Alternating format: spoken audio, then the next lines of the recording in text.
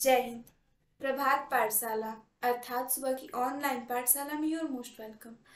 आज हम सभी ज्योग्राफी का एक बहुत ही इम्पोर्टेंट टॉपिक है उपसौर तथा अपसौर, इसके बारे में समझेंगे।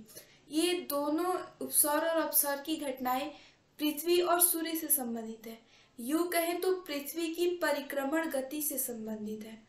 पृथ्वी सूर्य की वह गति जिसके द्वारा पृथ्वी सूर्य का एक चक्कर अपनी एक परिक्रमा पूरी करती है उसे परिक्रमण गति कहते हैं। और आप बताइएगा कि पृथ्वी अपनी एक परिक्रमण गति कितने दिनों में पूरा करती है। हम समझते हैं उपसौर तथा अपसौर को। उपसौर, जब पृथ्वी और सूर्य की दूरी सबसे नजदीक होती है, सूर्य बड़ा है थोड़ा, अर्थात जब पृथ्वी और सूर्य के बीच, जब पृथ्वी और सूर्य सबसे नजदीक होते हैं जिस समय में, उसको हम उपसौर कहते हैं। और ये जो उपसौर की घटना होती है वो 3 जनवरी को होती है। और इस दौरान पृथ्वी और सूर्य के बीच की जो दूरी होती है वो 14 करोड़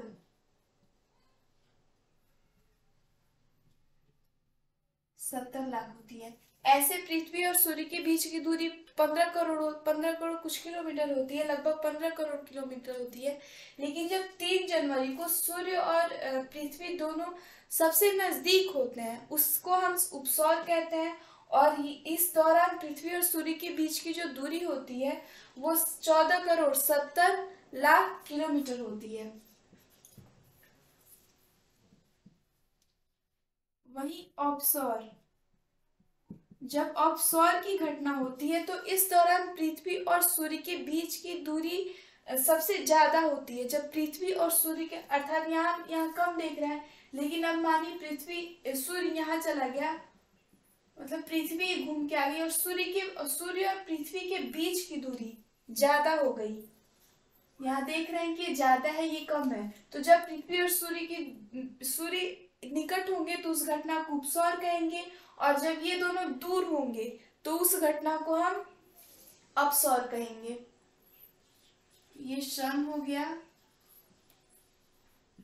ये हमारा अर्थ अर्थात पृथ्वी हो गई।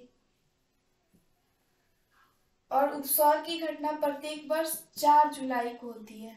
और इस बीच सूर्य और पृथ्वी के बीच की दूरी 15 करोड़ 20 लाख किलोमीटर होता है।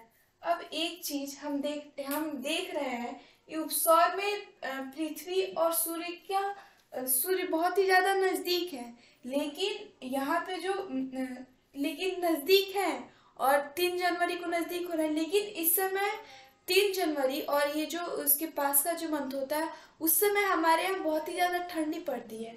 और जबकि ऐसे होना चाहिए कि जब पृथ्वी और सूर्य नजदीक है तो हमें ज्यादा गर्मी प्राप्त होनी चाहिए, हमें ज्यादा ही गर्मी मिलनी चाहिए। और लेकिन उस दौरान हमें ज्यादा ठंडी महसूस होती है।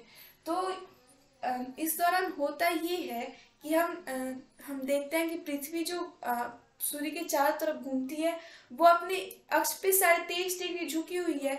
और जब वो ऐसे, मतलब ये सूर्य हो गया, ये पृथ्वी हो गई, 23.5 डिग्री झुकी हुई है, और वो जब झुकने के दौरान ऐसे ऐसे गति करती है तो उसकी गति करने का ये जो है वो ये अपना साइड बदलते रहता है। इसीलिए तो ध्रुवों पर 6 महीने के दिन और 6 महीने का रात होता है। इसी दौरान जब पृथ्वी घूमते हुए आती है और 3 जनवरी को, तो इसका जो उत्तरी गोलार्ध होता है वो सूर्य के दूसरे तरफ में होता है।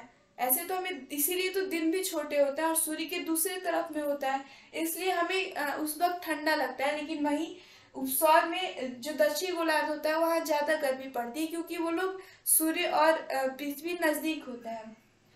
और जब 4 जुलाई को हम लोग सूर्य के प्रकाश के सीधे में होता है और दक्षिण गोलार्ध दूर होता है, इसलिए वहां पे दक्षिण गोलार्ध में ठंडी पड़ती है और उत्तरी गोलार्ध में गर्मी पड़ती है। जबकि इस दौरान सूर्य और पृथ्वी के बीच की दूरी ज्यादा होती है। That's all. जय हिंद।